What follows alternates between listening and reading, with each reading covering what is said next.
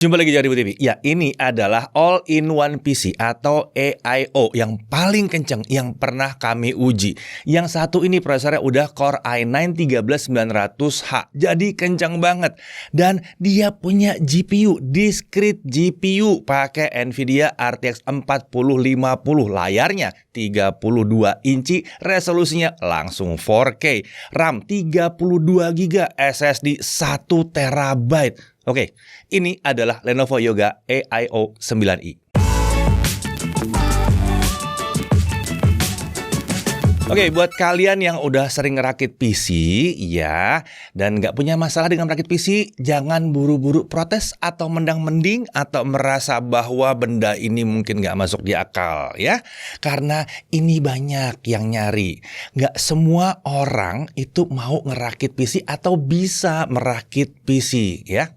Banyak orang yang nyari praktisnya aja dan lebih suka pakai yang langsung siap pakai seperti PC desktop all-in-one atau AIO ini.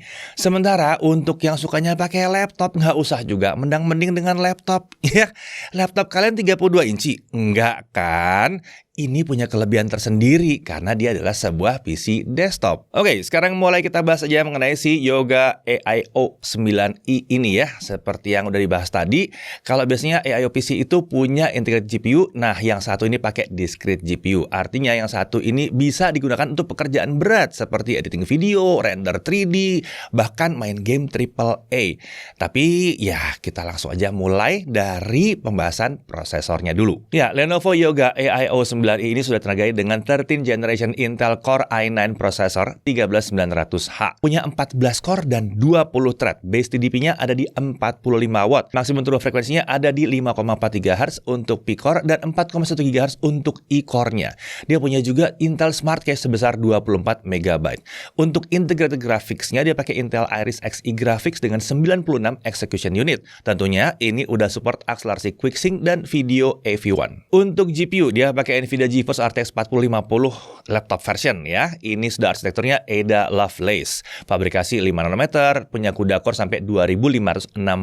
Untuk VRAM-nya ada 6 GB GDDR6, maksimum 2GB 80 watt. Tentunya ini udah support ray tracing dan DLSS 3 frame generation. Untuk RAM-nya 32 GB langsung terpasang di sini, LPDDR5 5600 langsung dual channel. Nah, karena LPDDR tentunya ini udah disolder, jadi nggak bisa di-upgrade. Tapi rasanya nggak ada masalah ya, 32 GB yang ada di sini. Udah gede banget sebetulnya. Untuk storage, 1 TB SSD NVMe PCIe 4. Hanya tersedia satu slot M.2 yang bisa digunakan untuk SSD, jadi kalau mau di-upgrade harus cabut bawaannya dulu dan ganti dengan yang baru ya. Untuk konektivitas, dia pakai Wi-Fi 6E dan Bluetooth versi 5.1. Nah, untuk power adapternya atau power supply-nya, ini besarannya 300 watt. Untuk OS, dia pakai Windows 11 Home. Nah, untuk body form factor-nya tentunya all-in-one PC. Materialnya recycled aluminium. Ya, ini bukan pakai plastik polikarbonat, enggak, aluminium. Ya, untuk warna storm gray. Ya, kalau bicara desain, ini unik banget. Ini beda dari AIO PC yang biasanya kesannya ini premium sekali di sini. Dan yang menarik lagi adalah biasanya all-in-one PC itu meletakkan motherboard itu di bagian belakang layar kan? Nah, ini boardnya ada di kaki dari stand-nya ini ya, di bagian stand-nya ini. Di sisi atas dari stand-nya ini bisa digunakan sebagai wireless charging pad pula ya. Jadi kita bisa mengisi daya perangkat lain yang udah support wireless charging di sini. HP mau taruh di sini? Bisa. Tentunya kalau udah support wireless charging. Nah, untuk dimensi dengan stand-nya tinggi 54,3 cm, lebar 72,4 cm, dengan ketebalan 25,3 cm.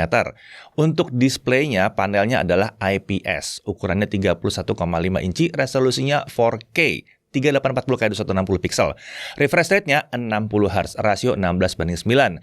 Dia udah punya sertifikasi display HDR 600. Nah, menurut Lenovo tinggal gamut di 97% DCI P3. Nah, kalau berdasarkan pengujian kami, tingkat kecerahannya ada di 672 nits untuk mode HDR dan 619 nits untuk mode non HDR.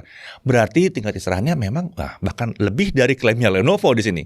Lalu untuk gamut coverage kita dapatkan di 93,8% DCI P3 dengan gamut volume di 100% DCI IP3. Layar ini punya permukaan yang glossy ya, jadi warna-warna tuh tampilnya lebih keluar aja gitu, lebih cemerlang di sini.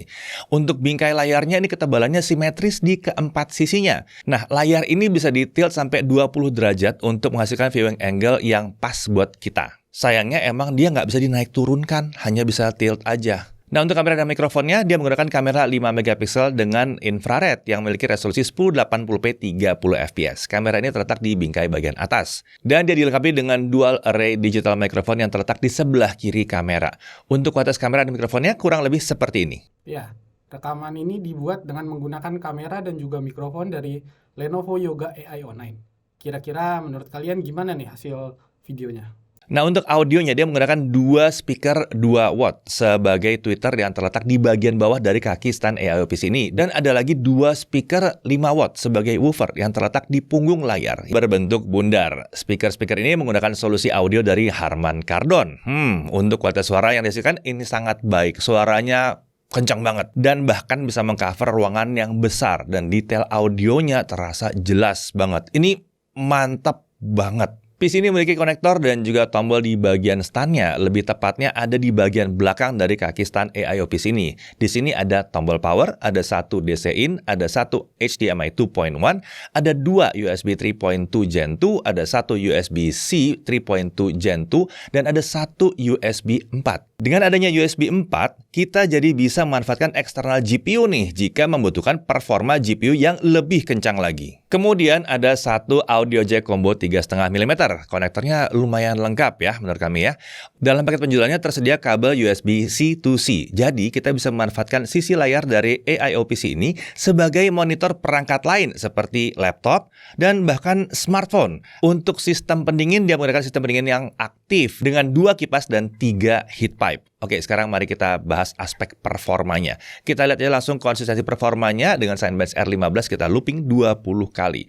Untuk skor maksimal ada di 2.621 poin, sementara skor yang bisa dipertahankan ada di kisaran 2.520 sampai 2.550 poin. Untuk suhu kerjanya, beberapa menit pertama suhu CPU-nya ada di kisaran 75 sampai 80 derajat Celcius, tapi perlahan-lahan naik ke kisaran 90 derajat Celcius.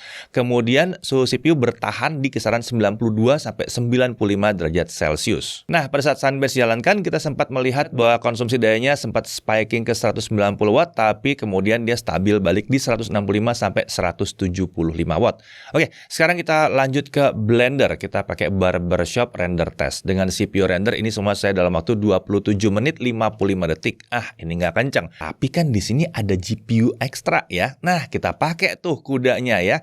Jadi selesai dalam waktu 3 menit 59 detik aja. Nah, suhu kerjanya saat kita melakukan rendering dengan GPU Nvidia-nya, suhu CPU fluktuatif sekitar 60 sampai 80 derajat Celcius, sedangkan untuk GPU itu di beberapa menit pertama dari kisaran 48 sampai 58 derajat Celcius, tapi perlahan naik ke 55 sampai 57 derajat Celcius. Lalu untuk konsumsi dayanya itu stabil di kisaran 140 sampai 143 watt. Nggak gede juga ya. Lanjut ke Adobe Premiere Pro sesi 2023. Untuk video 4K 62 menit 7 detik kita render dengan software only saya dalam waktu 6 menit 54 detik. Tapi kalau kita pakai CUDA, ini hanya butuh waktu 2 menit 14 detik. Nah, kenceng ini ya.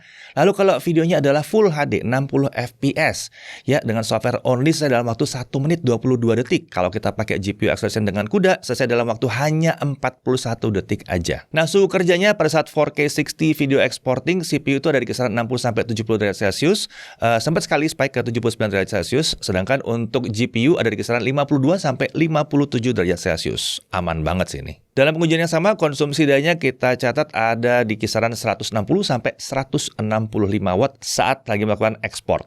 Nah, kita pindah ke DaVinci Resolve 18.1. Ini software video editing yang profesional, tapi kita ambil yang versi gratisnya. Untuk video 4K 60 ini semua saya dalam waktu 4 menit 4 detik saja. Lalu kalau Full HD 60 fps, semua saya dalam waktu hanya 1 menit aja. Kencang parah. Nah, untuk suhu kerja pada saat melakukan 4K 60 video export, CPU itu ada di kisaran 90 sampai 95 derajat Celcius dan sempat spiking 2 kali aja ke 100 derajat Celcius. Sedangkan untuk suhu GPU di beberapa menit pertama ada di 45 sampai 50 derajat Celcius, kemudian perlahan-lahan akan stabil di kisaran 60 derajat Celcius. Nah, untuk konsumsi dayanya saat melakukan 4K 60 video export di sini stabil di kisaran 190 sampai 200 watt. Kita lanjut ke 3D Mark. Grafik skornya untuk Firestrike ada di 17.299 poin. Sementara untuk Time Spy kita dapat 6.444 poin. Untuk suhu kerjanya pas kita lakukan Firestrike stress test, GPU itu stabil di kisaran 59 sampai 61 derajat Celcius. Oke, sekarang mari kita coba untuk gaming ya. Dota 2 1080p fastest 85 sampai 90 fps. Untuk konsumsi daya di kisaran 140 sampai 160 watt. Lalu Shadow of Tomb Raider 1440p ya, high DLSS quality, ray tracingnya kita off kan, kita dapat 75 sampai 90 fps dengan konsumsi daya 155 sampai 160 watt. God of War 1440p high DLSS di quality, kita dapat 50 sampai 65 fps, konsumsi dayanya 150 sampai 160 watt, tapi kadang-kadang emang bisa spiking ke 170 watt. Hogwarts Legacy 1440p high DLSS di quality, ray tracing kita taruh di off, kita bisa dapat 50 sampai 60 fps. Sayangnya ada 1-2 kali stutter di 40 fps. Tapi paling nggak dia nggak turun ke belasan lah ya, atau 20-an fps. Untuk konsumsi daya ada di kisaran 160 sampai 170 watt.